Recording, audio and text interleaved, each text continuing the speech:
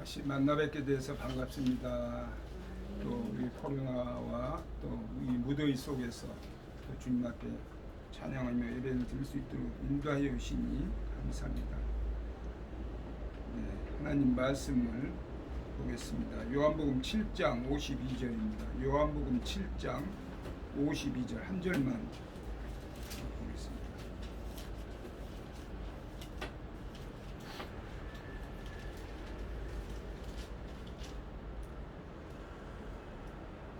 요한복음 7장 52절 차신 줄로 믿고 제가 봉독합니다.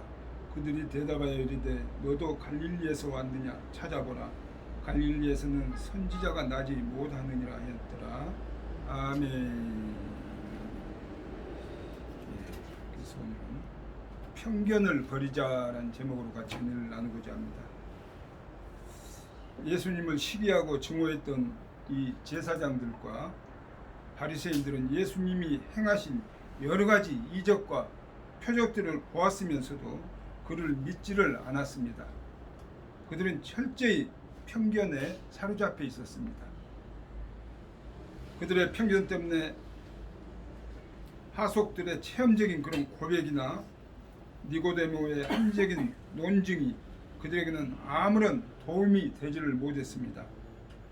많은 사람들이 아직도 예수님을 믿지 못하는 가장 큰 이유는 결국 자기들의 편견을 버리지 못했기 때문입니다. 뿐만 아니라 예수님을 믿는 자들도 편견을 버리지 못한다면 교회 안에서 파당을 짓거나 하나님의 교회를 어지럽게 할 뿐입니다. 편견은 다른 사람을 과소평가하거나 과대평가가 되어서 사실을 사실대로 보지 못하게 합니다. 그래서 오해를 불러일으키게 하고 또 다툼이 일어나게 합니다. 갈릴리에서는 선지자가 나지 못하느니라는 말은 당시 유대 종교 지도자들의 편견이 얼마나 뿌리 깊었는가를 우리들에게 보여주고 있는 것입니다. 성도는 이러한 모든 편견을 버려야 합니다. 왜 그래야 합니까? 그것은 첫째, 편견은 그릇된 판단을 하기 때문입니다. 모든 다툼과 분쟁은 그릇된 판단에서 비롯됩니다. 그런데 그 그릇된 판단은 편견이 원인이 되는 것입니다. 갈릴리에서는 선지자가 나지 못하느니라 41절에 말씀하고 있죠. 이 편견으로 인해서 유대 지도자들은 예수님과 그분의 하신 일에 대해서 더 이상 객관적인 그런 검토를 할 필요가 없다고 여겼던 것입니다. 그래서 무조건 비난하고 배척을 했습니다. 이처럼 편견은 참으로 무섭습니다. 편견은 사람의 마음을 닫아버리고 눈을 어둡게 합니다. 그들의 눈에는 진리에 감동된 자가 미혹된 자로 보입니다.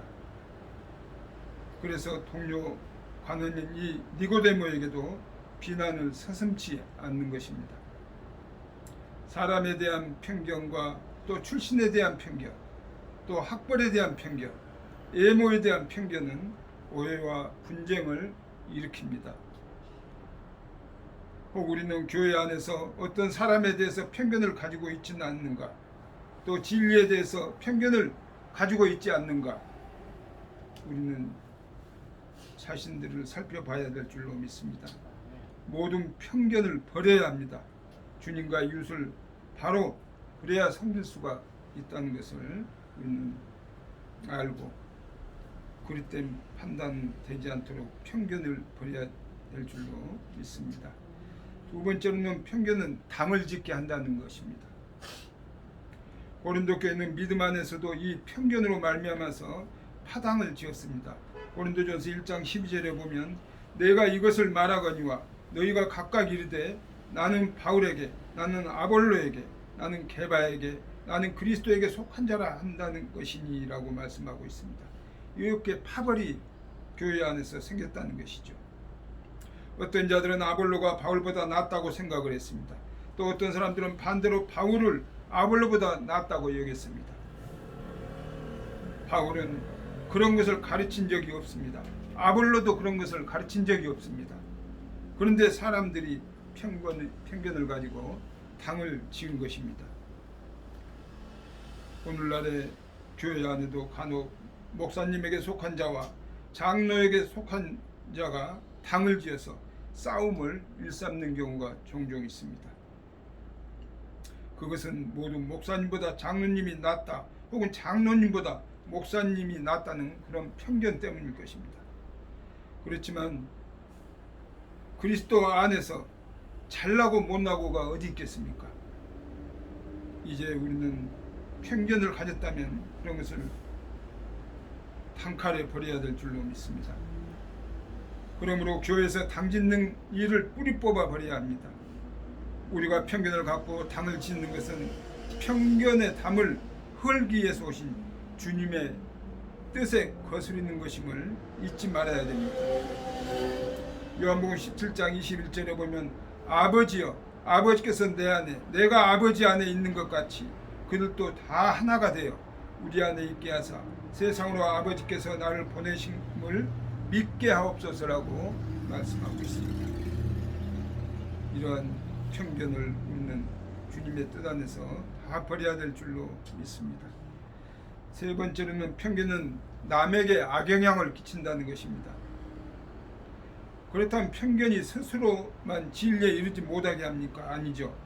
예수님께서는 편견에 사로잡힌 유대인들을 가리켜서 저희는 소경이 되어 소경을 인도하는 자로더라고 마태복음 15장 14절에서는 말씀하시면서 만일 소경이 소경을 인도하면 둘이 다 구덩이에 빠지리라고 하셨습니다. 또 마태복음 23장 13절에서는 아예 직접적으로 화 있을진저 외식하는 서기관들과 바리새인들이여 너희는 천국 문을 사람들 앞에 닫고 너희도 들어가지 않고 들어가려 하는 자도 들어가지 못하게 하는도라고 하고 심히 책망을 하셨습니다. 그러므로 진정으로 편견을 우리는 버려야 합니다. 우리가 그릇된 편견에 사로잡힐 때 우리로 인해서 많은 영혼이 그릇될 수가 있습니다. 오늘날 한국의 현실을 생각해 보면 지역적 편견으로 인해서 나라가 얼마나 혼란스럽습니까? 그런데 이러한 지역 감정과 편견은 세상에서뿐만 아니라 교회 안에서도 나타나고 있다는 것입니다. 우리 모두 편견을 버려야 합니다. 교회 안에 참된 연합이 이루어져야 될 줄로 믿습니다. 특별히 선거철이 되면 그러한 지역 감정으로 인해서 편견을 많이 가지고 또 지도자를 뽑는데도 많은 영향을 미치고 있는 것이죠. 우리 믿음의 백성들 가운데서는 그러한 편견을 버리고 교회 안에 참된 연합이 이루어지는 우리 모두가 되시기를 주님의 이름으로 축원드립니다. 하나의 짤막한 예화를 하나 말씀드리겠습니다. 부끄러운 판단이라는 제목으로 이제 예화인데 채 필근 목사님이 옛날 만주 지역의 교회를 두루 살피는 순회 목사로 계셨을 때 이야기입니다. 채 필근 목사님, 선교부의 돈을 각 교회에 나눠주기 위해서 길을 떠났던 목사님이 저녁이 되어서 숙소를 잡기 위해서 여관으로 들어갔습니다. 많은 돈을 가지고 있는 목사님은 돈을 잃어버릴까봐 독방을 찾았지만 합숙방만 겨우 하나 남아있을 뿐이었습니다. 그 목사님은 할 수 없이 방으로 들어가 보니 벌써 누군가가 저만치 누워있는데 그 생긴 모습이 마치 도둑놈 같아 보였습니다. 내가 이제 성교 헌금을 많이 가지고 있었기 때문에 이제 그런 의심을 많이 했겠죠.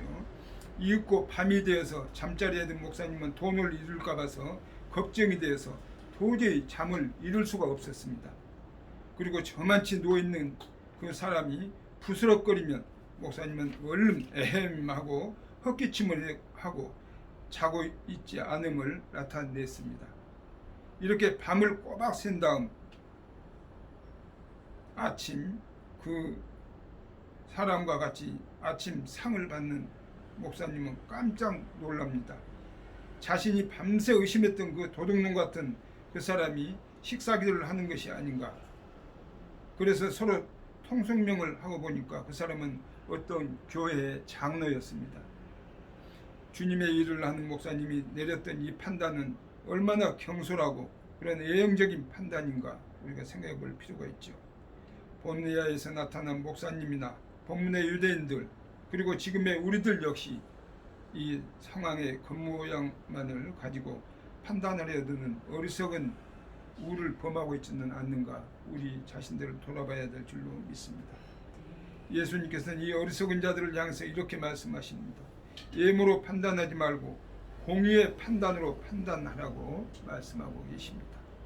이렇게 부끄러운 판단, 우리는 끊임없이 편견을 가지고 남을 또 의식하면서 살아가고 있습니다. 이러한 편견을 우리 믿음의 백성 안에서는 속히 버릴 수 있는 그러한 우리의 결단이 필요할 줄로 믿습니다. 기도하겠습니다. 하나님 아버지 감사와 영광을 드립니다. 오늘도 무더위 속에서도 하루의 일과를 마치게 하시고 또 이 저녁 주님 앞에 불러주셔서 찬양하며 예배드리게 하여 주시니 감사합니다. 코로나19로 인해서 비록 많은 숫자가 모이지 못했지만 적은 우리가 모여 주님 앞에 또 기도하며 예배드리고 찬양하게 하여 주시니 감사합니다. 하루속히 코로나19가 물러갈 수 있도록 주님께서 인도하여 주시고 또 물러가지 않을지라도 이러한 코로나19를 통해서 우리가 더욱더 믿음의 확신을 가지고 끝까지 믿음의 경주를 잘 달려갈 수 있는 기회가 될 수 있도록 역사하여 주시고 믿음의 반석 위에 굳건히 세워져서 끝까지 주님의 영광을 나타내며 살아갈 수 있는 우리 모두가 되게 하여 주시옵소서. 아멘. 예수 그리스도의 이름으로 기도드리옵나이다. 아멘. 아멘.